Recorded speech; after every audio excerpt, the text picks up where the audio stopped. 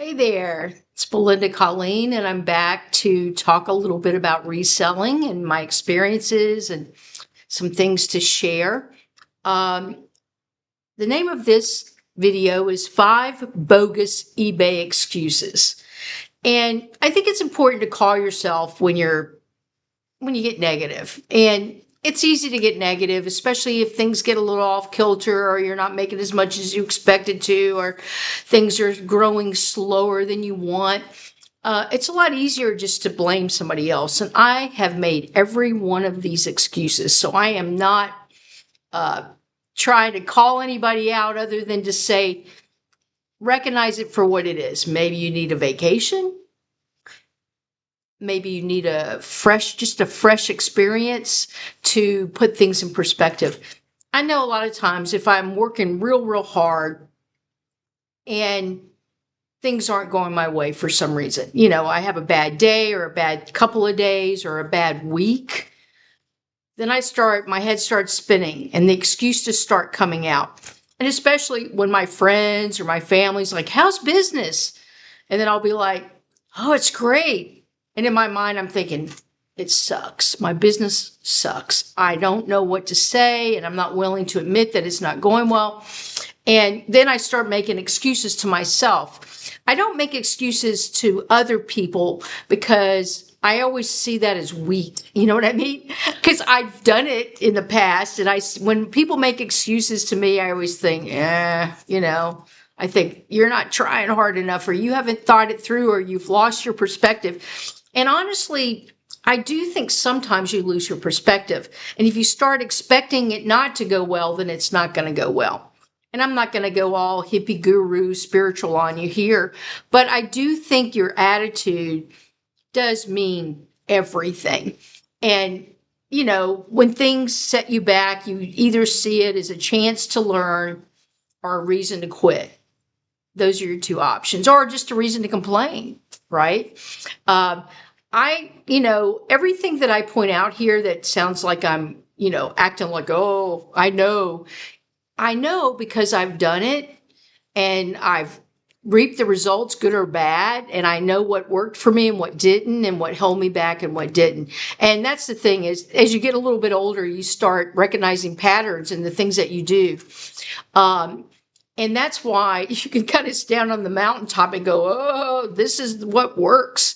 And this is what doesn't work. And I know a lot more about what doesn't work than what does work. But a lot of times when you push the things away that don't work and you push the excuses away and stop using that instead of trying to learn from, whatever's causing you problems, then once the excuses fall away and all that, then you're just left with the facts. And then you can really get serious about analyzing the facts. So the first excuse, which is bogus, but it's an easy one because we've all felt this way. I feel this way at least once a week. And I'll go to one of my favorite sourcing places and I'll be like, wow, they've marked everything up so far. I can't afford any of this. There's no good stuff left at Goodwill. That is a favorite excuse that I don't say it out loud very often, but I think it a lot. And so, I can let that get me down. And then if my numbers are also low for some reason, then I can say, well, there's no margin left because I have to pay so much.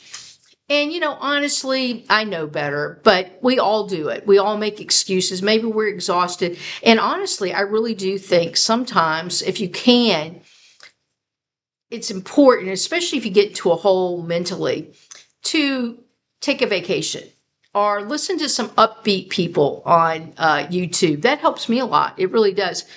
And, instead of saying, I don't believe she's doing that well, or I can't believe he's really doing that well. He must be in a different part of the country or a different place or something, or he's got some advantage over me. I mean, we can all do the poor pitiful me thing, but the reality is, every area's got good and bad things about it. You have good assets and then you have other things that are weaknesses. We all are playing with a certain hand that we're dealt, karmically maybe, and sometimes just from circumstances and situations and even just personalities sometimes. And we have to learn how to make it work to our advantage. So anyway, I don't want to be Pollyanna and, like, oh, the birds are always singing and the butterflies are flying and everything's beautiful.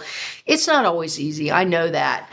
But there is affordable inventory at Goodwill, but you have to dig for it. You do. And maybe you need to shift what you're selling. One thing I've learned, I just did my 90-day checkup on myself to see, because I've been trying to make some major changes. I'm trying to shift more of my buys to men's purchases, men's clothes. So whereas I used to be like 90% women, 10% men, I'm shifting it, and it's helping my cost of, not my cost of goods, my sales price, average sales price has gone up because I'm selling more men's things. And I just looked at my numbers and I wasn't quite as excited as I wanted to be. I thought it would be better, but it was still good. It was still progress. And so my average sales price for men's sales on clothing are $3 higher than women's. I thought it would be more than that, honestly. I wanted there to be like this, wow, I found the Holy Grail moment.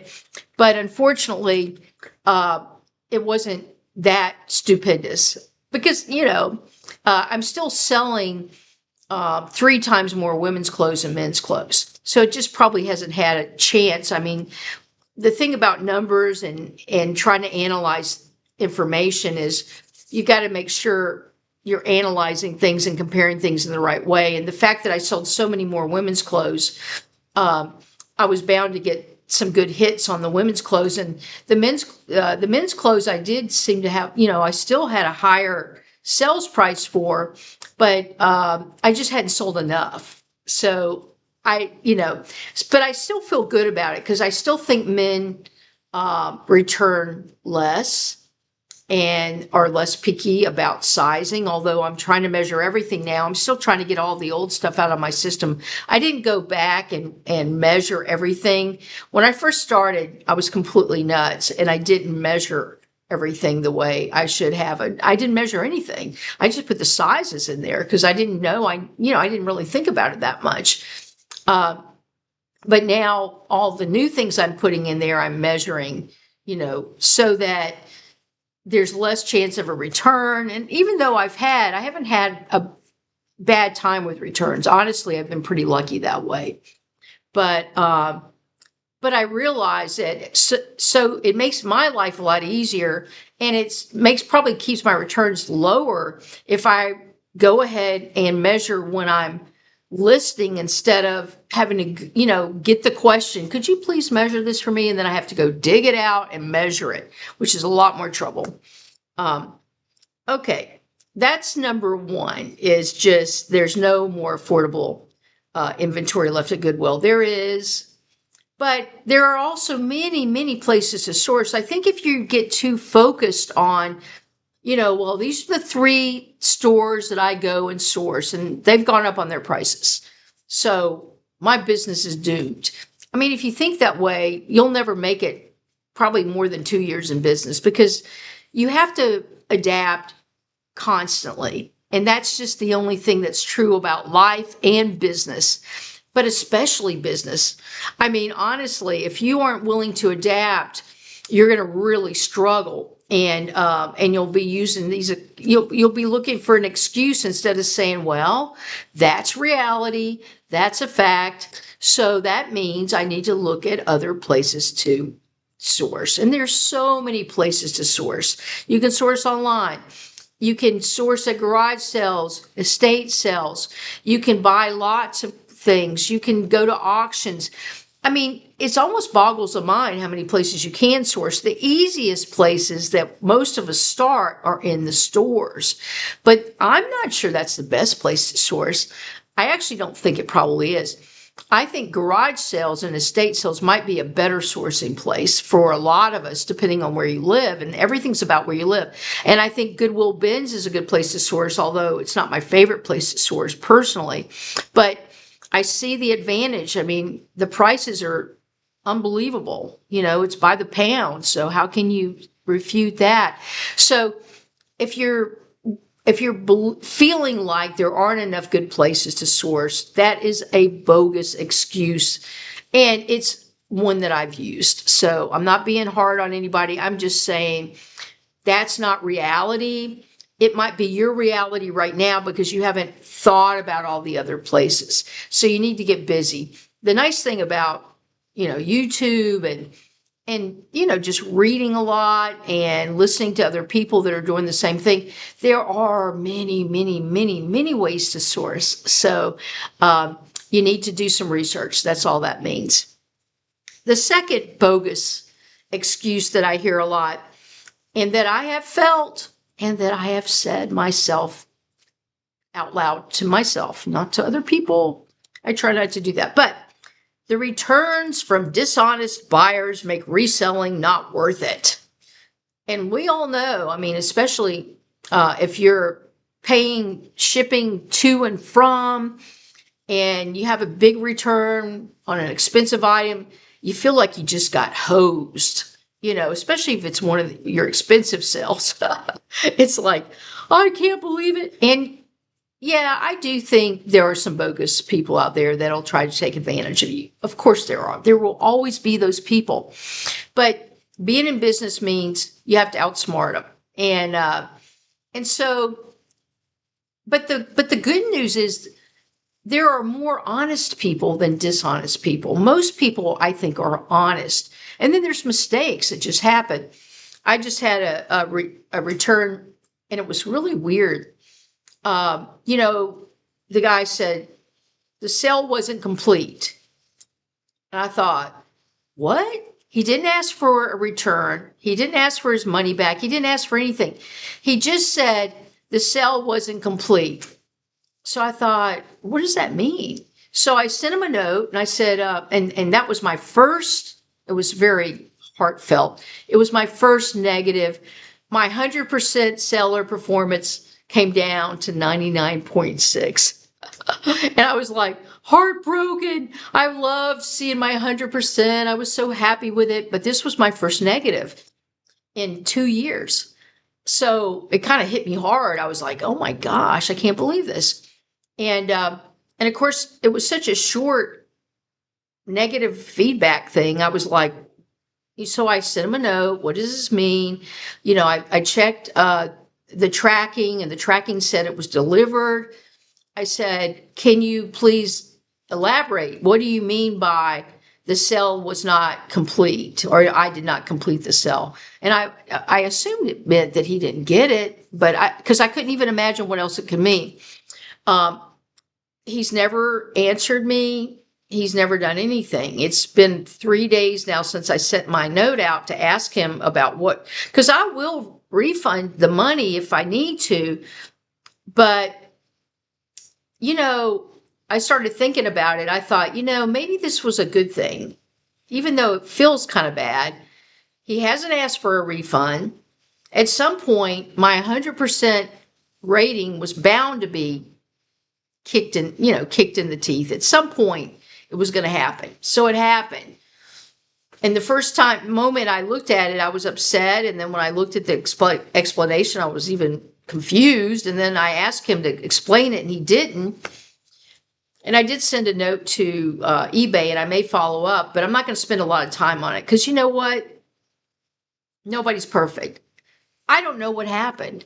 All I know is the post office said it was delivered. So it's probably not even my fault. This guy maybe had something stolen off his porch.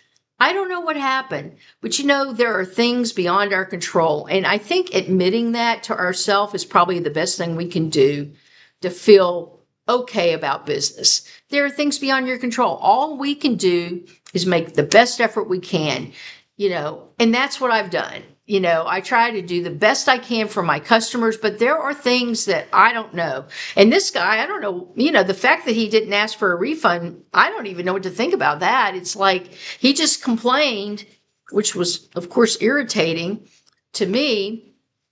And then he hasn't given me any way to fix it. So I'm just thinking maybe I just need to let it go. I mean, I could spend a lot of time on this or whatever so that I can go from whatever 99 point whatever percent to 100%. But I mean, I have to wonder, does that really matter that much? I mean, when I'm buying things, unless the person's got like a low rating, I don't even look at the rating. I mean, if they had like 60%, I'd be like, whoa, I'm not buying from them. But if they have like 99 point something or 95 even or whatever in the 90s, I'm probably not even going to think about it, because what does that really mean? Somebody just took a shot at them. I mean, I know that, especially as a seller, and you do too. Sometimes people are just frustrated and maybe something went wrong that we didn't have anything to do with, and they're just mad and they strike out, whatever. I don't know. So I'm not going to worry about it. I've decided to be free of it and let it go. I know returns are frustrating. I did make a change in my return policy recently, which I feel really good about. And I feel like it will make buyers think twice about frivolous returns. I'm not talking about righteous returns. I mean, if something went wrong and it's my fault, I am very happy to take care of everything. But I have made the change to have the buyer pay for selling. I mean, yeah, the buyer's paying for selling now. For shipping when they send it back. There's just one little change on the policy thing, or when you list, you can make that change. And I made it in my policy too. Now, if someone, was upset with me and pled their case and I felt like it was my fault, I would pay for shipping. But that's not what I'm going to lead with. What I'm leading with is, I paid to ship it to you.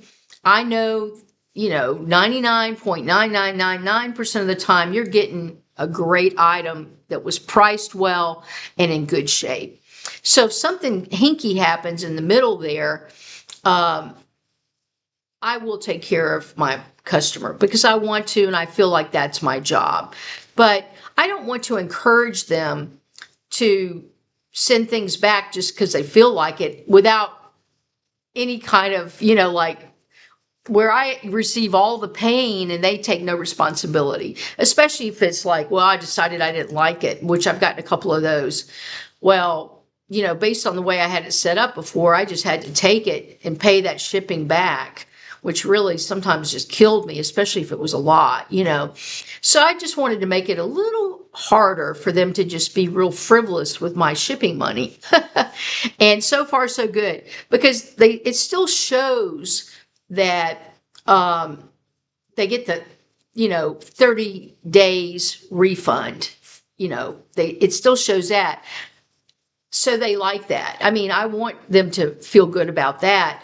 I want them to feel good about everything, but I also want to be a smart business person. So that's I've made that one little change. And like I said, if I feel like it was my fault, I'll pay for shipping back too. Anyway, that's the second thing that people use. Now, the idea that returns are ruining your business, I don't think that most sellers on eBay that have done well, and even been in it for a while, would say they get that many returns. I mean, yes, you get some returns and they hurt. Nobody likes them. Everybody hates them.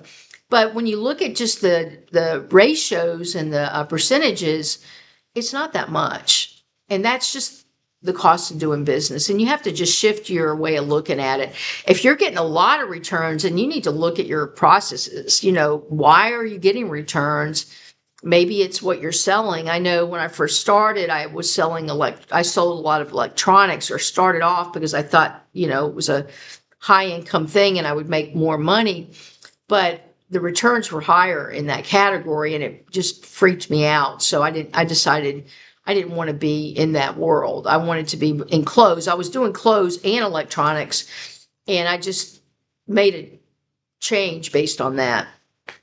So, number 3, the cheap buyers don't want to pay anything.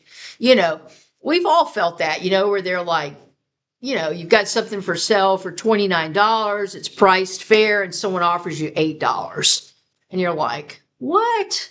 And I've gotten to where I always counter offer because I think they're testing you sometimes, because there's a lot of people that just roll over. I know when I first started in business and I was really just trying to get rid of stuff, I wasn't seeing it as a business as much.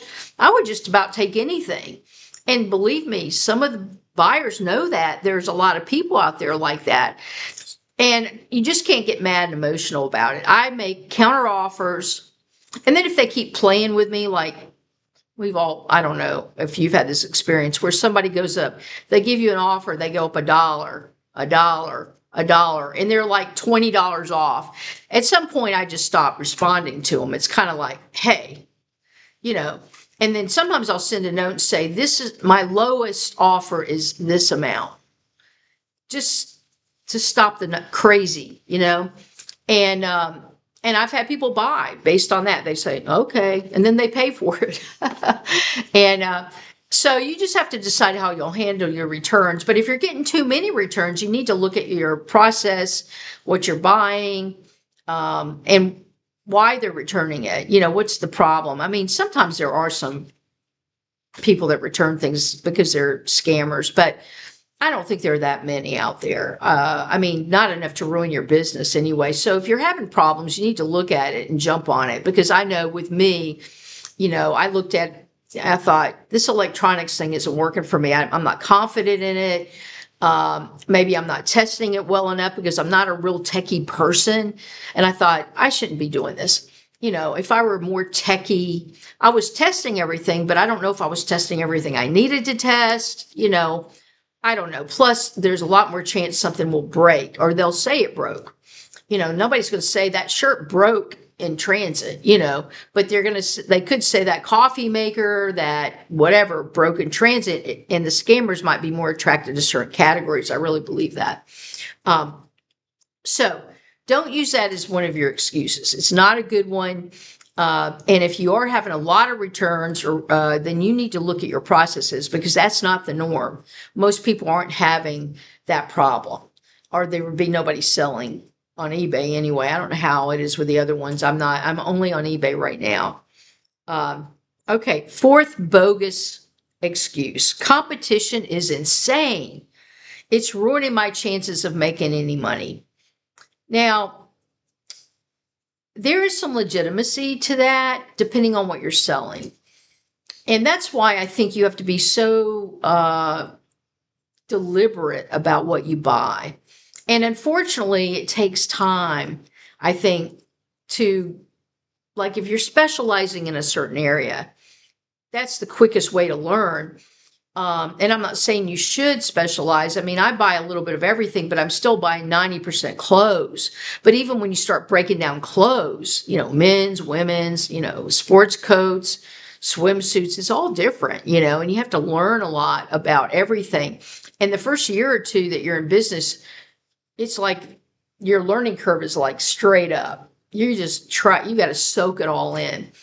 And the reason competition is insane when you first start is because you don't know enough. You don't know how to distinguish yourself from your competition. You don't know the right keywords. You don't know the best things to buy. If you're buying a plain black t-shirt because you think, oh, everybody needs a black t-shirt, the V-neck that you wear under things or that you just wear in the summer, it's hard to compete with a plain black t-shirt. It is. So I wouldn't buy those unless you get just unbelievable deal and it's got a great brand associated with it. I'm trying to buy things that are unique so that I don't have to compete. If I'm buying unique things that are either one of a kind or not easy to compare, or it's a weird size or whatever, competition is something you have some control over. But if you're just doing what everybody else does and you're not being, deliberate about what you buy and how you list and the keywords that you use, well, yes, the competition is overwhelming. And you've got to find the way to get those buyers to your items. And I know that's vague sounding, but that's the bottom line. I have seen, since I have started using keywords, being more careful about what I buy, the competition does not seem nearly as bad, and I'm not diving on my cost as much, because I mean, we have to make money doing this, or it's not worth it. So competition is something you can control by buying the right things and marketing them correctly with the right keywords, taking great photos, etc. So think of it that way. If you have too much competition, it's because you are not distinguishing yourself from everybody else. And this is the kind of thing you hear a lot. eBay is too hard. I can work less and make more money at a different business. Now, that's a real broad thing. And we've all, if you're like me, I love watching YouTube. And sometimes I'll go down the rabbit hole and I'll watch about some new opportunity. And I'll think, wow, that looks kind of good. Maybe I should check that out, And I have been guilty of doing that many, many times. And the thing I've learned is, and I'm not trying to sell you on eBay or reselling. I'm just saying that these excuses are bogus. Okay. And if you're thinking, if you've got 1 foot out the door on reselling, then you'll never get good at it. And that's okay. Maybe it's not for you. But if you chase every shiny object, you'll never get good at anything. So I'm not saying there aren't better opportunities out there than eBay. I'm sure there are. It's very much a personality thing. It's very much a risk, situation. How risk averse are you? I mean, the nice thing about reselling is it's not the barrier to entry, which is the word all of people use that got their MBAs. The barrier to entry is low, which means it doesn't cost a lot to get into this business. Okay. And you can make a very good living doing it. And if you enjoy shopping in the treasure hunt, then it's a good business for you. Now, if you're looking to make big dollars fast, like I've thought about it. I've thought, well, I can sell clothes. I can sell stocks. I can sell real estate. Now, I did have my real estate license several years. But, it sounds good when you just say it. And when you're feeling a little pain from eBay, you might want, it's so easy to say, well, let me try that. That looks more fun. And that guy that was just talking to me on YouTube, or my friend or whoever, was like, oh, wow, this is the best thing ever. You need to look at it. You need to try it. You're really missing out. That's it. You're missing out. And we all respond to that, kind of like crypto. I remember, I was a business writer in my last life before I retired, and I wrote all these articles that I was hired to write on crypto. And I got the bug. After writing the articles, I was like, wow, I need crypto. I'm going to be rich overnight. Well, crypto's very unstable. And I did learn that. So, I mean, like anything, there's ups and downs with eBay, and just make sure that you've made a commitment to eBay before you jump out there and try something new, because then that you're going to go sour on that when the shininess wears off and it gets hard. I mean, you can hop from thing to thing to thing, and I have been guilty of that. I have been in many businesses, and some were great to me and some weren't. But honestly, at this age, I'm exhausted from jumping. I'm not jumping because I like this too much. Liking it is so important, at least to me. I need to enjoy it.